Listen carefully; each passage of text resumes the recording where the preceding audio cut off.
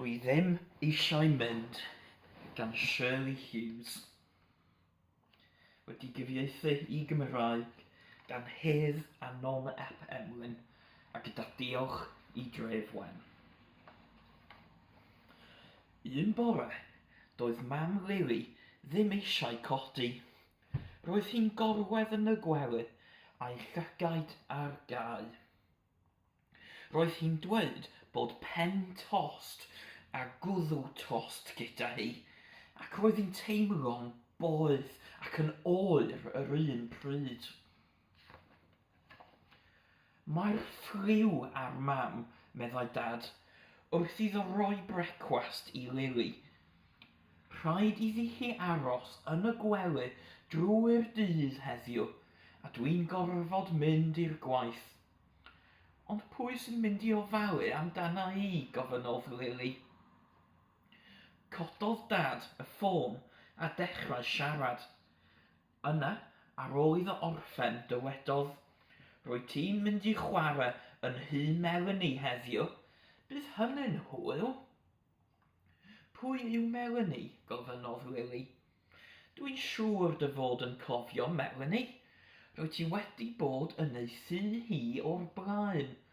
Mae hi'n byw ger stryd y bont, ac mae ganddi fachgen mawr o'r enw Jack a babi o'r enw Sam.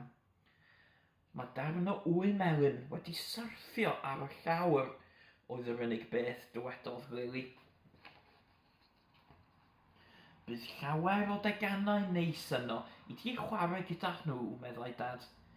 Sychodd geg Lili a glanhau'r llawr. Yna, caeodd fotymau ei chôt a gwisgo het a menig amdani. "Dwi ddim eisiau mynd," meddai Lili. "Fe gei di fynd yn y buggy." "Bydd hynny'n gynt," meddai dad, wrth iddo roi bobi yn ei hymyl. "I ffwrdd â ni," meddai. Roedden nhw'n troi i mewn i stryd y bont pan sylwodd dad fod menig Lili wedi diflannu. "Dwi'n siŵr dy fod ti'n ei gwisgo nhw cyn i ni adael y tŷ," meddai e. Trodd dad y buggy. Roedden nhw hanner ffordd adre pan welodd e'r menig yn gorwedd ar y palmant. Cododd dad y menig a'i rhoi nhw nôl ar ddwylo Lili. Yna, gwthiodd y buggy'n gyflym i dŷ Melanie.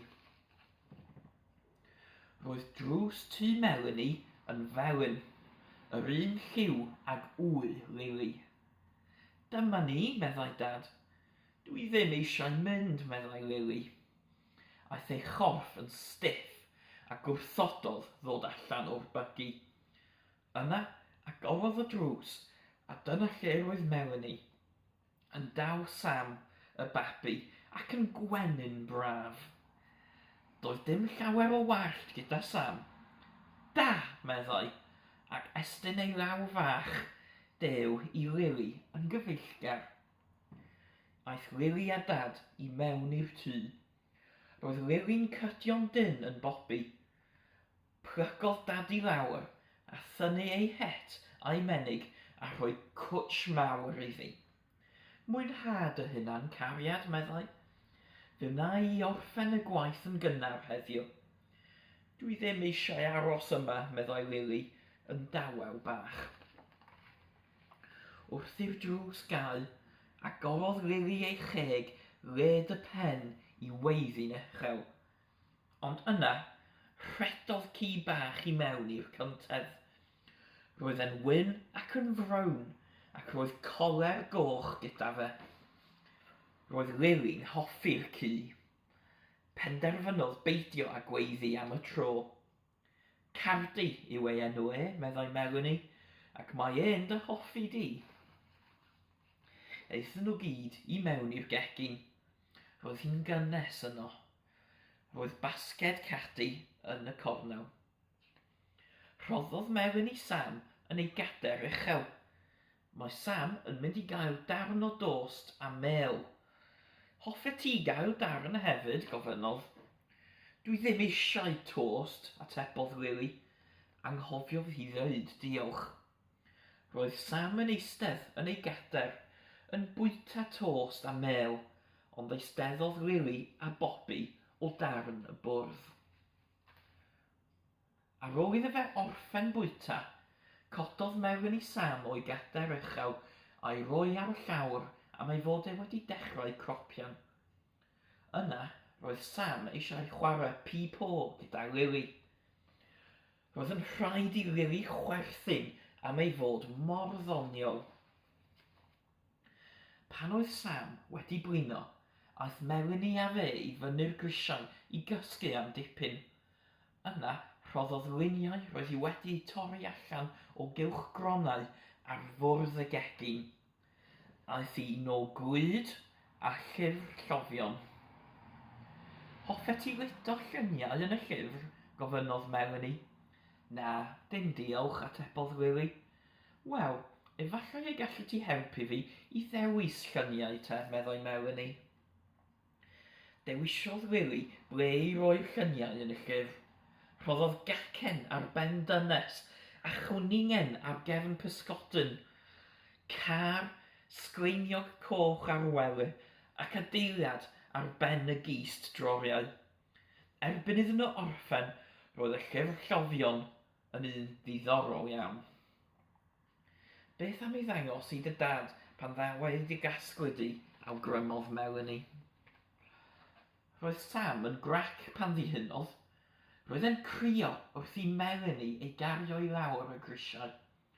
Roedd ei drwyn yn rhedeg, roedd dagrau'n llifo i lawr ei fochau, ac roedd siap ei geg yn ddiflas gan ddangos 200 bach sgleiniog. Ond pan welodd Lili, stopiodd e grio a dechrau ugian.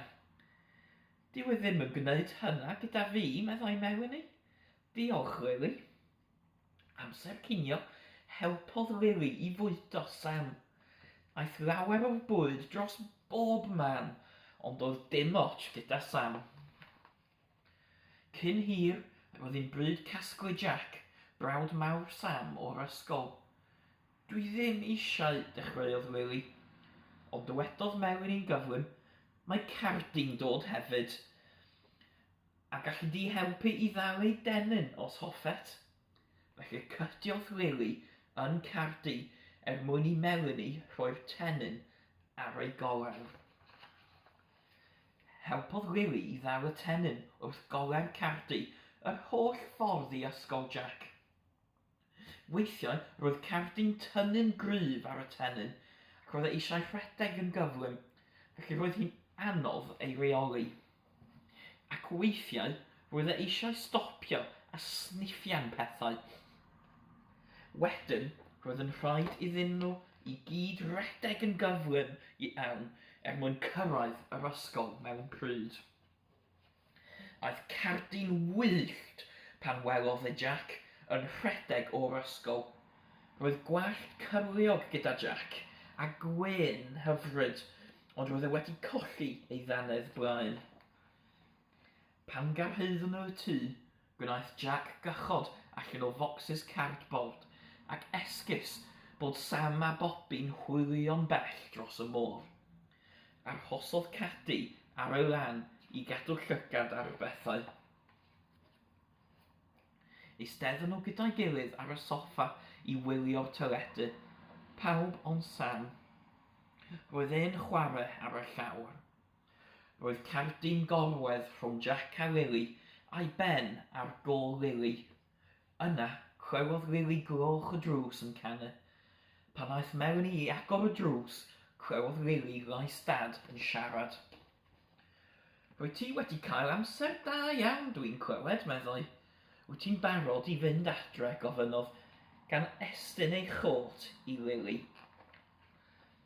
Ond eisteddodd Lili yn ôl ar y soffa a rhoi cwtsh i cardi. Dwi ddim eisiau mynd, meddai.